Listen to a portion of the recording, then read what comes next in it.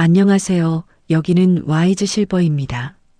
오늘 하루도 도움이 되는 지혜로운 이야기 나누겠습니다. 자식 키운다는 게 참 묘한 일입니다. 어느 순간부터인가 가슴 한편이 서늘해지는 느낌을 받게 됩니다. 말로 표현하기는 어려운데 뭔가 허전하고 쓸쓸한 감정이 찾아옵니다. 명절에 잠깐 얼굴 보고 가는 자식을 배웅하고 나면 빈집이 유난히 넓게 느껴집니다. 전화를 걸까 말까 망설이다가 결국 핸드폰을 내려놓습니다. 괜히 부담 줄까봐, 바쁜데 방해할까봐 그냥 참게 됩니다. 이상한 일입니다. 분명 자식은 효자효녀입니다. 명절이면 찾아오고 용돈도 꼬박꼬박 보내주고 생일이면 케이크도 보내줍니다. 겉으로 보면 문제될 게 하나도 없습니다. 주변 사람들한테 자식 이야기하면 다들 부러워합니다. 그런데 왜일까요? 혼자 있을 때면 자꾸 서운한 마음이 올라옵니다. 뭐가 부족한 건지, 내가 욕심이 과한 건지 스스로 되묻게 됩니다. 어쩌면 우리는 말하지 못하는 것들에 대해 이야기해야 할 때가 온 것 같습니다. 자식한테 서운하다는 말을 입 밖에 내기는 어렵습니다. 괜히 자식 마음 무겁게 할까봐, 부담 주는 부모가 될까봐 꾹꾹 눌러 담아둡니다. 하지만 이 감정을 계속 혼자 삼키고 있으면 나중에는 더 깊은 상처가 됩니다. 그래서 오늘은 이 이야기를 꺼내보려 합니다. 사실 우리가 느끼는 서운함에는 이유가 있습니다. 그냥 나이 들어서 예민해진 게 아닙니다. 자식이 보내는 작은 신호들, 무심코 하는 행동들, 말투 하나하나에서 우리는 뭔가를 감지합니다. 오랜 세월 자식을 키우고 지켜보면서 생긴 감각 같은 겁니다. 그 감각이 틀린 적은 별로 없습니다. 오늘 이야기할 것들은 아주 사소해 보일 수 있습니다. 눈빛 한 번, 손짓 하나, 말투 한마디 같은 것들입니다. 하지만 이 작은 것들이 모여서 관계의 온도를 만듭니다. 때로는 큰 사건보다 이런 일상의 순간들이 더 많은 걸 말해줍니다. 우리는 그걸 본능적으로 알고 있습니다. 다만 확신하지 못할 뿐입니다. 이 시간이 누군가에게는 위로가 되고 누군가에게는 용기가 되면 좋겠습니다. 내가 느끼는 이 감정이 이상한 게 아니라는 것, 나만 그런 게 아니라는 것을 알게 되면 조금은 마음이 가벼워질 수 있습니다.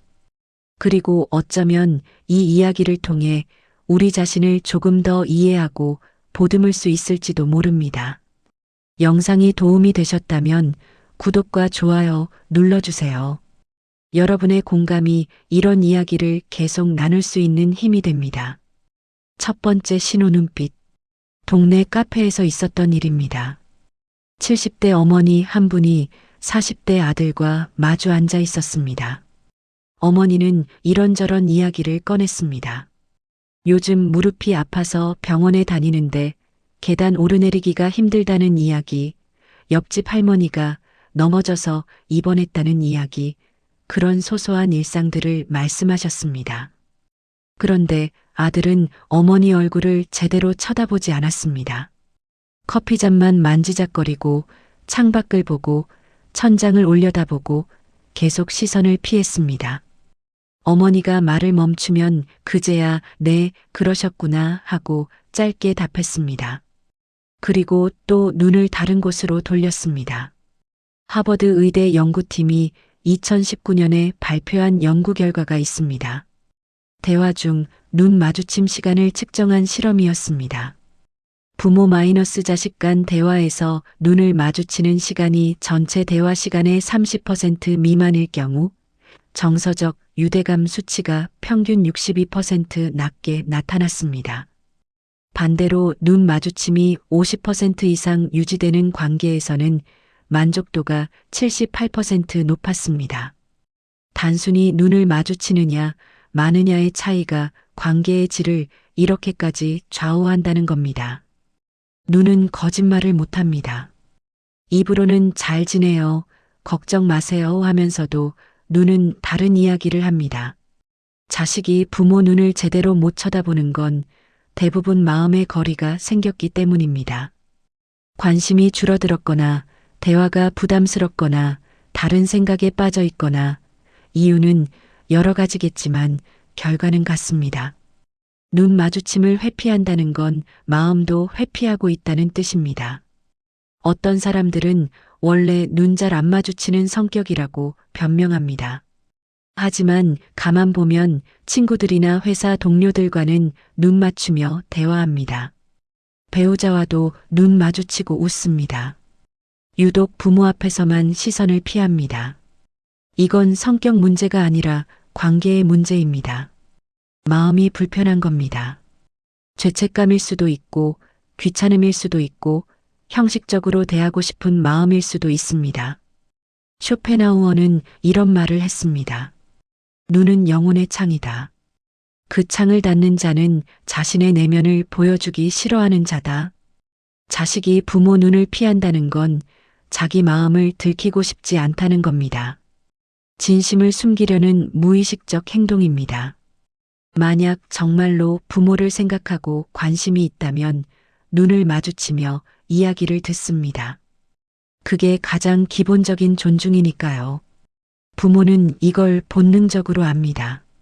말은 다정한데 눈빛은 차가우면 뭔가 어긋났다는 걸 느낍니다. 자식이 괜찮으세요? 라고 물으면서도 눈은 핸드폰만 보고 있으면 그 질문이 진심이 아니라는 걸 압니다.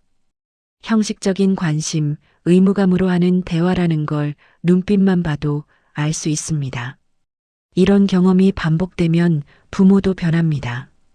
자식 눈을 보려고 하지 않게 됩니다. 어차피 피할 거라는 걸 아니까 기대하지 않습니다. 대화할 때도 그냥 말만 주고받습니다. 눈 마주침 없는 대화는 사무적입니다. 감정 교류가 없습니다. 서로 얼굴만 보고 헤어지는 관계가 됩니다. 하지만 여기서 중요한 건 이겁니다. 자식의 눈빛이 차갑다고 해서 내가 잘못한 게 아니라는 겁니다. 내가 부족한 부모라서 그런 게 아닙니다. 자식에게는 자식 나름의 삶이 있고 그 안에서 부모가 차지하는 비중이 줄어든 것뿐입니다. 슬프지만 자연스러운 일입니다. 우리는 그걸 받아들이되 상처받을 필요는 없습니다. 내 마음을 지키면서 적당한 거리를 유지하는 게 답입니다. 자식 눈빛에서 사랑을 찾으려 애쓰지 말고 내 안의 평안을 먼저 돌보는 겁니다. 두 번째 신호 손짓. 명절날 오후였습니다. 온 가족이 모여 앉아 있었습니다. 어머니가 며느리에게 과일을 건넸습니다. 이거 애들 먹이려고 샀는데 가져가 하시며 손을 뻗었습니다. 며느리는 괜찮아요 하며 손바닥을 앞으로 내밀었습니다. 거절의 제스처였습니다. 어머니가 그냥 가져가 우리는 많아 하고 다시 권하자 며느리는 양손을 저으며 몸을 뒤로 빼었습니다. 결국 어머니는 과일 봉지를 식탁에 내려놓았습니다. 입으로는 괜찮아요 했지만 손은 싫어요라고 말하고 있었던 겁니다. UCLA 심리학과에서 2017년 진행한 제스처 연구가 있습니다. 사람들의 손동작을 분석했더니 거부의 신호는 말보다 0.3초 먼저 나타났습니다. 손바닥을 상대방 쪽으로 향하는 동작, 손을 좌우로 흔드는 동작, 몸에서 멀리 밀어내는 동작 등이 전형적인 거부 신호였습니다. 더 흥미로운 건 이런 제스처를 하는 사람의 83%가 자신이 거부 신호를 보냈다는 걸 인식하지 못했다는 겁니다. 무의식적으로 나오는 반응이라는 뜻입니다. 손짓은 속마음을 그대로 드러냅니다. 말은 얼마든지 꾸밀 수 있지만 손은 정직합니다. 자식이 부모의 제안을 거절할 때, 도움을 받기 싫을 때, 거리를 두고 싶을 때 손이 먼저 움직입니다. 아니에요 하면서 손을 저으면 그건 진짜 거부입니다. 괜찮아요 하면서 손을 뒤로 빼면 받고 싶지 않다는 겁니다. 반대로 받아들이는 손짓도 있습니다. 손바닥을 위로 향하며 앞으로 내미는 동작, 두 손으로 감싸며 받는 동작, 몸쪽으로 당기는 동작은 수용의 신호입니다. 진심으로 고마워할 때, 관계를 소중히 여길 때 나오는 제스처입니다. 같은 고맙습니다라는 말이라도 손짓을 보면 진심인지 아닌지 알 수 있습니다. 자식들이 부모 앞에서 보이는 손짓을 가만히 관찰해 보면 관계의 온도가 보입니다. 부모가 뭔가 주려고 할 때 자연스럽게 받는지, 사양하는지, 대화할 때 손을 어디에 두는지, 팔짱을 끼고 있는지, 테이블에 편하게 올려놓는지, 작은 부탁을 할 때 손이 어떻게 움직이는지, 이런 것들이 말보다 더 정확하게 마음을 보여줍니다. 몽테뉴는 에세이에 이렇게 썼습니다. 우리는 입으로는 거짓말을 하지만 손가락은 진실을 말한다.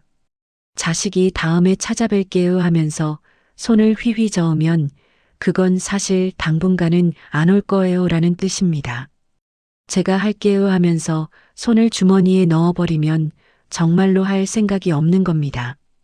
손짓은 무의식의 언어입니다. 의식적으로 통제하기 어렵기 때문에 더 솔직합니다.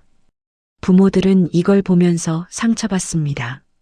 뭔가 주려고 할 때마다 손으로 밀어내는 느낌, 도와주려 할 때마다 손을 저으며 거절하는 모습에 마음이 아픕니다. 그렇다고 자식한테 너 왜 그렇게 손을 흔들어? 라고 물을 수도 없습니다. 본인도 모르고 하는 행동이니까요. 그래서 부모는 점점 조심스러워집니다. 뭘 주려고 해도 거절당할까봐 망설이고 도움을 제안하려다가 멈춥니다. 자식의 손짓을 먼저 읽고 행동을 자제하는 겁니다. 관계가 이렇게 되면 서로 어색해집니다. 주고받는 게 없으니 정도 쌓이지 않습니다. 하지만 기억해야 할 게 있습니다. 자식의 거부 손짓이 부모를 싫어해서만은 아니라는 겁니다. 때로는 독립하고 싶은 마음, 스스로 해내고 싶은 욕구, 부담 주기 싫은 배려일 수도 있습니다. 물론 그게 부모 입장에서는 서운하게 느껴지지만요. 중요한 건 그 손짓에 일희일비하지 않는 겁니다. 자식이 손으로 밀어낸다고 해서 내가 필요 없는 사람이 된 건 아닙니다. 나는 여전히 소중한 존재이고 자식의 태도가 내 가치를 결정하지 않습니다. 거리를 두되 마음은 편히 가지는 게 우리가 할 수 있는 최선입니다. 세 번째 신호 말투. 일요일 오후 전화 통화였습니다. 아버지가 아들에게 전화를 걸었습니다. 요즘 어떻게 지내니? 물으니 아들이 대답했습니다. 네. 짧게 한 글자였습니다. 회사는 괜찮고? 다시 물으니 네, 괜찮아요. 평서문인데 끝을 올려 말했습니다. 마치 빨리 끝내고 싶다는 뉘앙스였습니다. 아버지가 이번 주에 시간 되면 밥이라도 같이 하고 말을 꺼내려는데 아들이 끊어버렸습니다. 아, 아빠, 저 지금 좀 바빠요. 나중에 다시 전화드릴게요. 말끝을 흐리며 서둘러 통화를 마쳤습니다. 통화 시간은 1분 30초였습니다. 스탠퍼드 대학 언어학과의 2018년 연구 결과입니다. 부모 마이너스 자식 간 전화 통화 500건을 분석했습니다. 자식이 짜증이나 거부감을 느낄 때 나타나는 음성 특징이 있었습니다. 첫째, 평균 발화 길이가 3.2단어로 짧아졌습니다. 둘째, 문장 끝 억양이 13% 더 높게 올라갔습니다. 셋째, 말의 속도가 평소보다 27% 빨라졌습니다. 이 세 가지가 동시에 나타날 때 상대방은 95% 확률로 대화를 회피하고 싶어 한다고 느꼈습니다. 말투라는 게 재미있습니다. 같은 네라는 대답도 어떻게 하느냐에 따라 의미가 완전히 달라집니다. 따뜻하게 네 하면 듣고 있다는 신호이지만 짧고 끊어지듯 네 하면 빨리 끝내라는 신호입니다. 알았어요라는 말도 마찬가지입니다. 부드럽게 하면 이해했다는 뜻이지만 날카롭게 하면 더 이상 말하지 말라는 뜻입니다. 자식들이 부모와 통화할 때 쓰는 말투에는 패턴이 있습니다. 네네네 연발하며 빨리 수습하려는 말투 알았어요. 알았어요. 반복하며 차단하는 말투, 괜찮아요 하며 모든 걸 넘어가려는 말투. 이런 말투 뒤에는 한 가지 공통점이 있습니다. 더 이상 깊이 들어가고 싶지 않다는 겁니다. 형식적으로만 대화를 마무리하고 각자 생활로 돌아가고 싶은 마음입니다. 친구들이나 동료들과 통화할 때는 다릅니다. 목소리 톤이 올라가고 웃음소리가 섞이고 말이 길어집니다. 진짜? 그래서? 그 다음에? 하며 대화를 이어갑니다. 30분도 거뜬히 이야기합니다. 그런데 부모 전화는 3분을 못 넘깁니다. 이건 시간이 없어서가 아닙니다. 마음이 없는 겁니다. 말투에서 느껴지는 차가움은 칼보다 아픕니다. 욕을 하거나 소리를 지르는 것보다 더 상처가 됩니다. 형식적이고 무미건조한 말투, 빨리 끝내려는 조급함, 귀찮다는 느낌이 배어있는 억양. 이런 것들이 쌓이면 부모는 더 이상 먼저 전화하지 않게 됩니다. 어차피 귀찮게 할 뿐이라고 생각하게 됩니다. 부모도 말투가 변합니다. 바쁘지? 그래, 괜찮아. 끊어. 이렇게 먼저 물러납니다. 하고 싶은 말이 있어도 삼킵니다. 자식 목소리에서 피곤함이나 짜증이 느껴지면 서둘러 통화를 마칩니다. 미안한 마음이 듭니다. 내가 자식한테 부담을 주고 있다는 생각이 듭니다. 하지만 그런 생각은 이제 여기서 멈춰야 합니다. 자식의 차가운 말투가 내 잘못이 아니라는 걸 알아야 합니다. 내가 귀찮은 사람이어서가 아닙니다. 자식이 자기 삶에 치여 있는 것뿐입니다. 그리고 솔직히 말하면 관계의 우선순위가 바뀐 겁니다. 부모는 이제 뒷순위가 되었습니다. 슬프지만 현실입니다.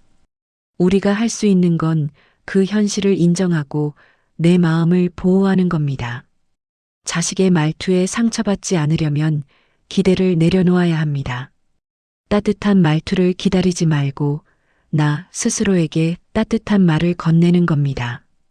네 번째 신호 시간 약속. 수요일 저녁이었습니다. 어머니가 아들에게 문자를 보냈습니다. 이번 주말에 시간 돼? 오랜만에 같이 밥 먹자. 아들은 2시간 뒤에 답장을 보냈습니다. 이번 주는 좀 그래요. 다음 주에요. 다음 주가 되어 다시 물었습니다. 이번 주말은 어때? 답장은 하루 뒤에 왔습니다. 아, 갑자기 약속이 생겼어요. 미안해요. 이렇게 한 달이 지났습니다. 약속은 계속 미뤄졌고 결국 만나지 못했습니다. 그러다 명절이 되어서야 집에 들렀습니다. 1시간 정도 있다가 처가도 가봐야 해서요 하며 나갔습니다. MIT 행동경제학 연구소의 2020년 연구입니다. 사람들의 시간 배분 패턴을 6개월간 추적했습니다. 중요하게 여기는 관계에는 평균 일주일 안에 시간을 냅니다. 덜 중요한 관계는 2주에서 한 달까지 미룹니다. 흥미로운 건 바빠서라고 말하는 사람의 78%가 실제로는 다른 약속에 시간을 쓰고 있었다는 겁니다. SNS 활동, 친구 모임, 취미 생활 같은 것들이었습니다. 진짜 시간이 없는 게 아니라 우선순위에서 밀린 겁니다. 시간은 거짓말을 하지 않습니다. 사람은 자기가 중요하게 생각하는 것에 시간을 씁니다. 아무리 바빠도 보고 싶은 사람은 시간을 냅니다. 하루가 24시간인 건 누구나 똑같은데 어떤 사람은 만나고 어떤 사람은 못 만나는 이유는 하나입니다. 우선순위가 다른 겁니다. 자식이 부모와의 약속을 자꾸 미룬다는 건 명확한 신호입니다. 다른 일들이 더 중요하다는 겁니다. 친구 만나는 건 날짜를 정확히 잡고 회식은 빠지지 않고 가족 나들이는 미리 계획하면서 부모와의 약속만 나중에요, 다음에요 합니다. 이건 스케줄 문제가 아니라 마음의 문제입니다. 더 아픈 건 약속을 취소하는 방식입니다. 미리 말하지 않고 당일날 갑자기 취소합니다. 죄송해요. 급한 일이 생겼어요. 무슨 일인지 구체적으로 말하지 않습니다. 그냥 상황이 안 좋아서요. 같은 모호한 이유만 댑니다. 부모는 기다렸다가 실망합니다. 청소도 하고 음식도 준비했는데 허탈합니다. 세네카는 이런 말을 남겼습니다. 사람이 자신의 시간을 어디에 쓰는지 보면 그의 영혼이 어디에 있는지 알 수 있다. 자식의 시간표를 보면 부모가 어느 위치에 있는지 보입니다. 매주 만나는 친구, 매달 가는 모임, 주말마다 하는 취미 활동은 있는데 부모 만나는 건 연애에 몇 번입니다. 그게 현실입니다. 자식들은 변명합니다. 정말 바빠요. 시간이 안 돼요. 하지만 가만 보면 시간은 있습니다. 드라마 보는 시간, 게임하는 시간, 친구들과 수다 떠는 시간은 다 있습니다. 부모 만나는 시간만 없습니다. 이건 시간 관리 실패가 아니라 관계 관리 실패입니다. 부모는 이걸 알면서도 참습니다. 바쁘다는데 어쩔 수 없지, 젊은 사람들이 다 그렇지 뭐하며 스스로를 납득시킵니다. 약속을 제안하다가도 거절당할까봐 입을 다뭅니다. 시간 될 때 연락해라고 말하고 기다립니다. 하지만 그 연락은 잘 오지 않습니다. 그러다 명절이나 생일 같은 날이 되면 자식이 찾아옵니다. 의무적으로 와야 하는 날들입니다. 그나마도 짧게 다녀갑니다. 한두 시간 있다가 다음 일정이 있다며 서둘러 떠납니다. 부모는 그 짧은 시간이라도 고맙게 여기게 됩니다. 이렇게 기대치가 낮아집니다. 자식이 시간을 안 낸다고 해서 부모가 가치 없는 건 아닙니다. 자식의 스케줄이 부모의 가치를 증명하지 않습니다. 다만 관계가 변했다는 걸 보여줄 뿐입니다. 우리는 그걸 받아들여야 합니다. 억지로 시간을 달라고 할 수도 없고 기다리다가 지칠 수도 있습니다. 그럴 때는 내 시간을 나를 위해 쓰는 겁니다. 자식 기다리는 시간에 내가 하고 싶은 걸 하는 겁니다. 자식의 일정에 내 삶을 맞추지 말고 내 삶을 먼저 채워가는 겁니다. 그게 나를 지키는 방법입니다. 5번째 신호 사소한 부탁. 토요일 오전이었습니다. 아버지가 아들에게 전화를 걸었습니다. 은행 업무 좀 도와줄 수 있니? 인터넷 뱅킹이 자꾸 오류가 나서 말이야. 아들이 대답했습니다. 아, 그거요? 유튜브에 찾아보면 다 나와요. 거기 보고 하세요. 아버지는 그게 잘 안 되니까 내가 좀 하고 말했지만 아들은 이미 다른 이야기를 시작했습니다. 저 지금 약속 있어서요. 나중에 전화 드릴게요. 그러고는 전화를 끊었습니다. 아버지는 결국 은행에 직접 가서 창구에서 일을 처리했습니다. 예일 대학 사회심리학과의 2019년 실험입니다. 300쌍의 가족관계를 대상으로 작은 부탁에 대한 반응을 측정했습니다. 부모가 자식에게 도움을 요청했을 때 즉각 응답한 경우는 23%에 불과했습니다. 나머지 77%는 미루거나 대안을 제시하거나 거절했습니다. 흥미로운 것 같은 자식이 친구의 부탁에는 68%가 즉각 응답했다는 겁니다. 부모 부탁은 뒤로 미루고 친구 부탁은 바로 들어주는 패턴이 명확히 나타났습니다. 사소한 부탁이 관계를 보여줍니다. 큰일이 아니라 작은 일일수록 더 정확합니다. 택배 좀 받아달라는 부탁, 병원 예약 좀 해달라는 부탁, 서류 작성 좀 도와달라는 부탁, 이런 것들에 대한 반응이 진짜 마음을 드러냅니다. 기꺼이 돕는 사람은 관계를 소중히 여기는 겁니다. 귀찮아하거나 회피하는 사람은 관계를 부담스러워하는 겁니다. 자식들이 부모 부탁을 대하는 태도를 보면 몇 가지 패턴이 있습니다. 첫째, 나중에라고 미룹니다.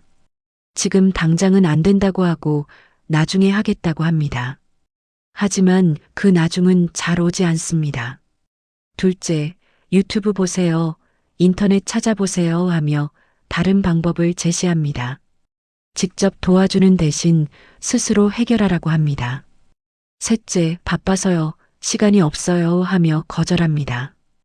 5분이면 되는 일도 시간이 없다고 합니다.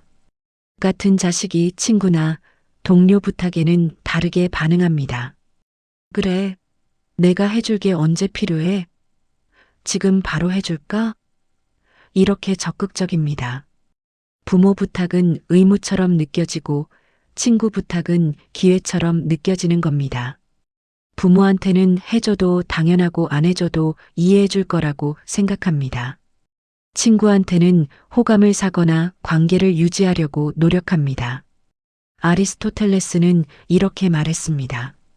작은 친절에서 큰 사랑이 드러난다. 반대로 말하면 작은 부탁을 거절하는 데서 관계의 실체가 드러납니다. 부모가 도움을 청했을 때 귀찮아하는 표정, 한숨 쉬는 소리, 마지못해 하는 태도, 이런 것들이 말해줍니다. 이 관계가 지금 어느 지점에 와 있는지를요. 부모는 점점 부탁하기가 두려워집니다. 한번 거절당하고 나면 다음에는 입이 안 떨어집니다. 이런 것까지 부탁하면 안 되는데 혼자 해결해야지 하며 스스로를 다그칩니다. 정말 급한 일이 생겨도 자식한테 말하지 않습니다. 이웃이나 친구한테 먼저 부탁합니다. 자식한테 패 끼치기 싫어서입니다. 어떤 부모는 돈으로 해결합니다. 자식한테 부탁하는 대신 업체를 부릅니다.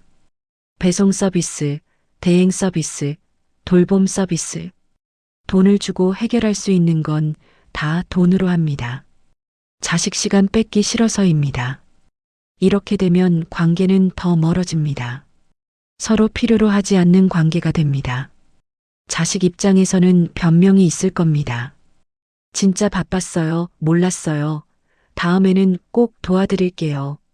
하지만 다음도 비슷합니다. 부모가 부탁하면 또 미루거나 거절합니다. 패턴은 반복됩니다. 이건 시간 문제가 아니라 우선순위 문제입니다. 부모 부탁이 급하게 느껴지지 않는 겁니다. 하지만 우리가 기억해야 할 건 이겁니다. 자식이 내 부탁을 안 들어준다고 해서 내가 부탁할 자격이 없는 건 아닙니다. 나는 도움을 요청할 권리가 있습니다. 다만 상대가 응할 의무는 없습니다. 그게 현실입니다. 자식이 거절한다면 그건 자식의 선택입니다. 나는 거기에 상처받을 필요가 없습니다.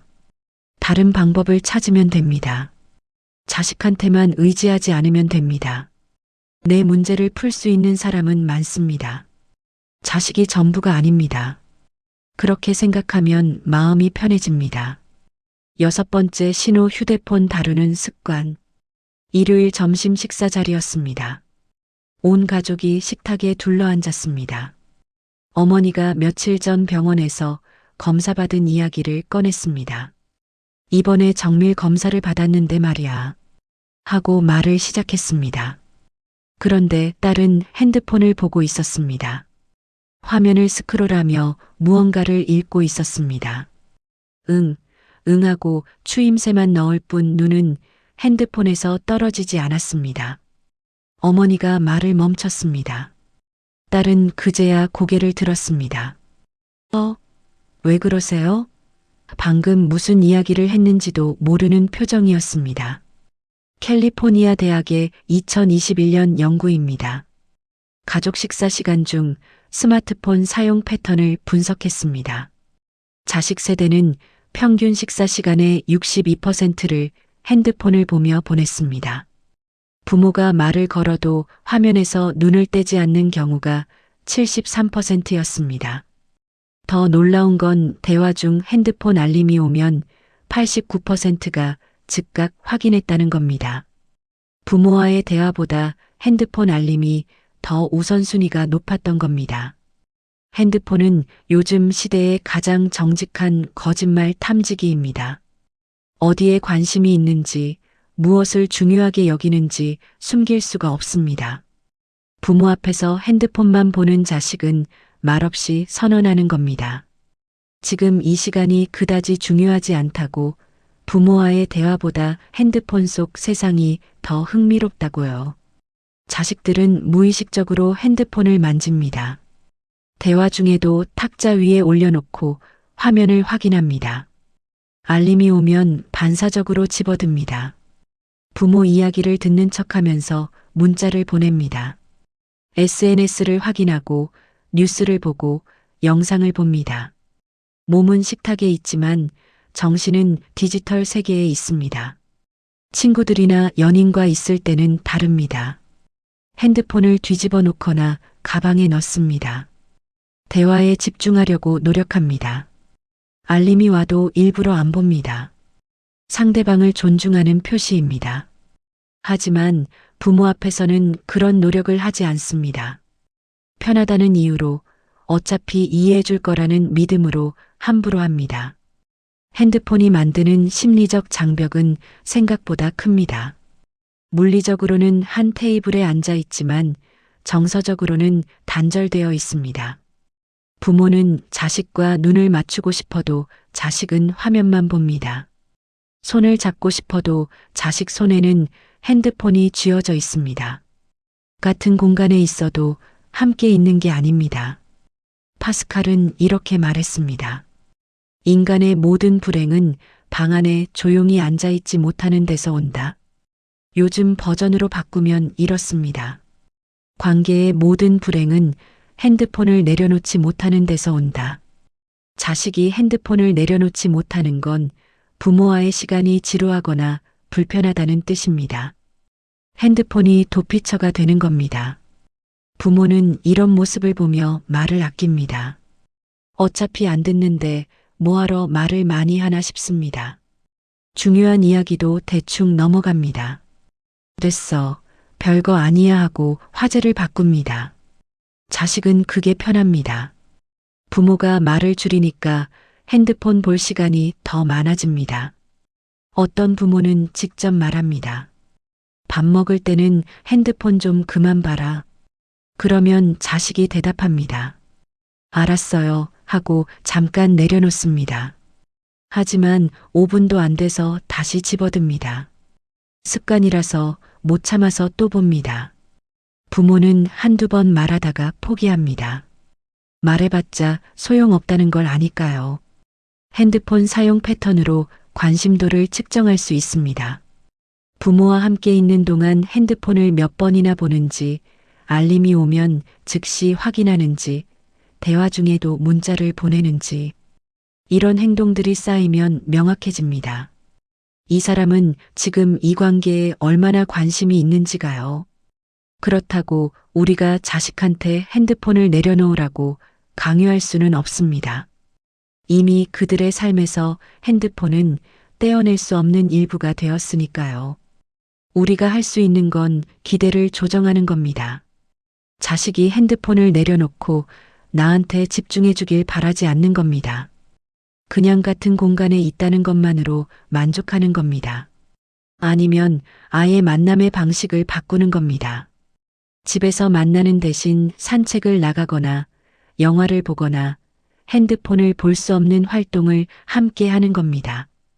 그렇게 관계를 유지할 방법을 찾아가는 게 현실적입니다. 7번째 신호 카톡 스타일. 화요일 오후였습니다. 어머니가 딸에게 카톡을 보냈습니다. 오늘 날씨가 많이 춥다. 감기 조심하고 따뜻하게 입고 다녀라. 점심은 먹었니? 요즘 잘 지내고 있는 거지? 긴 문장이었습니다. 마음을 담아 정성스럽게 썼습니다. 딸의 답장은 6시간 뒤에 왔습니다. 이응이응 두 글자였습니다.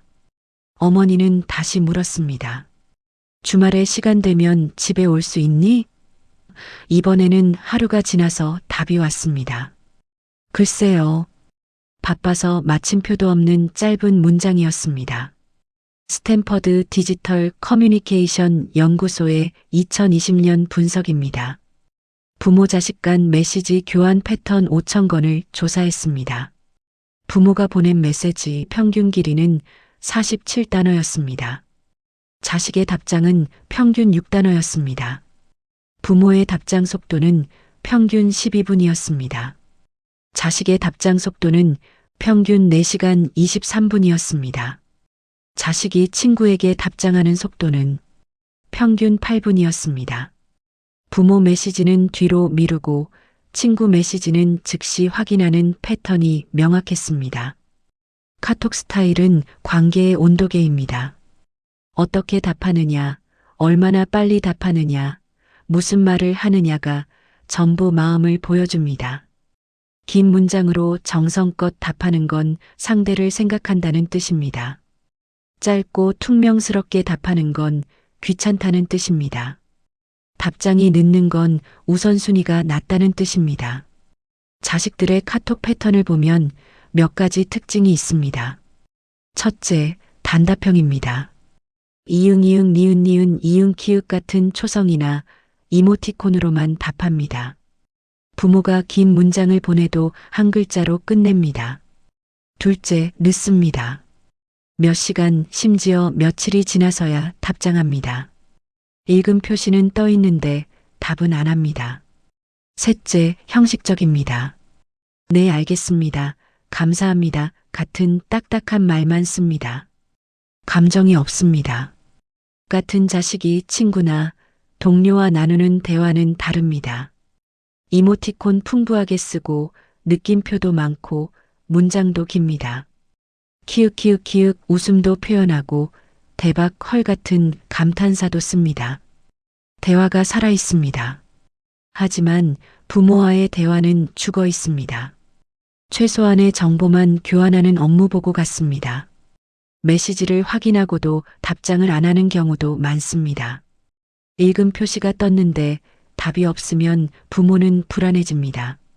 뭐가 문제인가, 화났나, 바쁜가, 온갖 생각을 합니다. 하루 이틀 지나도 답이 없으면 다시 메시지를 보냅니다. 답장 안 와서 걱정된다. 뭐 문제 있니? 그러면 자식이 답합니다. 아, 깜빡했어요. 괜찮아요. 깜빡한 게 아닙니다. 안 중요해서 뒤로 미룬 겁니다. 몽테뉴는 에세이에 이렇게 썼습니다. 답장의 속도는 마음의 속도다. 빨리 답한다는 건 상대를 먼저 생각한다는 겁니다. 늦게 답한다는 건 다른 것들이 먼저라는 겁니다. 자식이 부모 메시지에 늦게 답하는 건 부모가 급한 사안이 아니기 때문입니다. 나중에 해도 되는 일 목록에 들어가 있는 겁니다. 부모는 자식 답장을 기다립니다. 핸드폰을 자주 확인합니다. 혹시 답이 왔나 싶어서 열어봅니다. 하지만 읽음 표시만 떠 있고 답은 없습니다. 시간이 지날수록 초조해집니다. 너무 자주 연락하면 부담스러울까, 이런 것까지 물어보면 간섭일까, 스스로를 검열하기 시작합니다. 그러다 아예 메시지를 안 보내게 됩니다. 자식은 부모가 메시지를 안 보내면 편합니다. 답장할 필요가 없으니까요. 가끔 생각나면 그때 연락합니다. 잘 지내시죠? 한 줄 보내고 끝냅니다. 부모는 그 한 줄에도 감사해야 합니다. 아, 그래, 잘 지낸다 하고 길게 답장을 씁니다. 하지만 자식의 답은 또 짧습니다. 이응 다행이네요. 대화는 거기서 끝납니다. 온라인 소통에서 드러나는 마음의 거리는 현실보다 더 명확합니다. 메시지 길이, 답장 속도, 사용하는 단어, 이모티콘 하나까지 전부 관계의 상태를 말해줍니다. 자식이 부모에게 보내는 메시지가 점점 짧아지고 늦어진다면 관계도 점점 멀어지고 있다는 신호입니다. 우리는 여기서 선택해야 합니다. 자식의 답장 스타일에 상처받을 것인가, 아니면 받아들일 것인가. 자식이 긴 답장을 보내주길 기대하는 건 이제 무리입니다. 그들의 커뮤니케이션 방식이 그렇게 바뀌었으니까요. 우리가 할 수 있는 건 우리 스타일대로 사는 겁니다. 자식이 짧게 답해도 나는 하고 싶은 말을 다 합니다. 자식이 늦게 답해도 나는 보내고 싶을 때 보냅니다.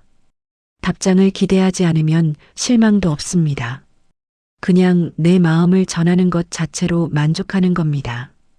그게 나를 지키는 방법입니다. 이제 마무리하겠습니다. 쇼펜하우어는 이런 말을 남겼습니다. 우리는 타인에게서 행복을 기대하지 말아야 한다. 그것은 우리 자신 안에 있다. 서운함이라는 감정은 자연스러운 겁니다. 평생 쏟아부은 사랑에 비해 돌아오는 게 적다고 느끼는 건 당연합니다. 자식을 키우며 희생했던 시간들, 밤새 걱정했던 순간들, 그 모든 게 기억나는데 지금 자식은 그만큼 나를 생각하지 않는 것 같아 허전합니다. 하지만 이 감정을 느낀다고 해서 우리가 나쁜 부모는 아닙니다. 그저 인간적인 감정일 뿐입니다. 관계는 변합니다. 자식이 어렸을 때는 부모가 전부였습니다. 하지만 이제 자식에게는 자기 삶이 있습니다. 배우자, 자녀, 직장, 친구들. 그 모든 것들이 자식의 삶을 채우고 있습니다. 부모는 자연스럽게 뒷순위로 밀립니다. 슬프지만 이게 삶의 순리입니다. 자식이 독립하고 자기 가정을 꾸리는 건 우리가 바라던 일이었습니다. 다만 그 과정에서 우리가 외로워질 거라는 건 미처 몰랐을 뿐입니다. 하지만 여기서 중요한 건 이겁니다. 자식의 태도가 내 가치를 결정하지 않는다는 겁니다. 자식이 연락을 안 한다고, 시간을 안 낸다고, 관심을 안 보인다고 해서 내가 쓸모없는 사람이 되는 건 아닙니다. 나는 여전히 소중한 존재입니다. 평생 열심히 살아왔고, 누군가를 사랑했고, 최선을 다했습니다. 그것만으로도 충분히 가치 있습니다. 자식의 평가가 나를 규정하지 않습니다. 이제는 나를 위한 시간을 가질 때입니다. 자식을 기다리는 시간에 내가 좋아하는 일을 하는 겁니다. 자식한테 받지 못한 관심을 나 스스로에게 줄 수 있습니다. 친구를 만나고 취미를 즐기고 새로운 것을 배우고 나만의 삶을 채워가는 겁니다. 자식이 중심이 아니라 내가 중심인 삶을 사는 겁니다.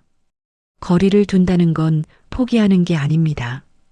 오히려 나를 지키는 겁니다. 자식의 차가운 태도에 매번 상처받지 않으려면 적당한 거리가 필요합니다. 기대를 낮추고 요구를 줄이고 내 감정을 먼저 돌보는 겁니다. 자식이 찾아오면 반갑게 맞이하되 안 오더라도 괜찮은 마음을 갖는 겁니다. 그게 평안으로 가는 길입니다. 우리 세대는 자식을 위해 많은 걸 희생했습니다. 그게 당연하다고 배웠고 그렇게 살았습니다. 하지만 이제는 달라져야 합니다. 희생만 하는 삶이 아니라 나도 행복한 삶을 살 권리가 있습니다. 자식이 효도하지 않는다고 해서 내가 불행할 이유는 없습니다. 나는 나대로 행복을 찾을 수 있습니다. 서운함을 느끼는 건 사랑했다는 증거입니다. 마음을 쓰지 않았다면 서운할 일도 없었을 겁니다. 그 감정을 부정하지 마세요. 인정하되 거기에 붙잡히지는 마세요. 서운함을 느끼면서도 내 삶을 살아가는 겁니다. 자식은 자식의 삶을, 나는 나의 삶을 사는 겁니다. 우리도 조금씩 더 자유로워질 수 있으면 좋겠습니다. 자식에게 묶이지 않고 기대에 갇히지 않고 내 마음대로 살아가는 자유 말입니다. 그 자유 속에서 우리는 더 평안해질 수 있습니다. 긴 시간 끝까지 함께 해주셔서 다시 한번 감사드립니다. 와이즈 실버였습니다. 여러분 모두 건강하시고 행복하십시오. 오늘 이 시간이 여러분 마음에 작은 쉼이 되었기를 바랍니다.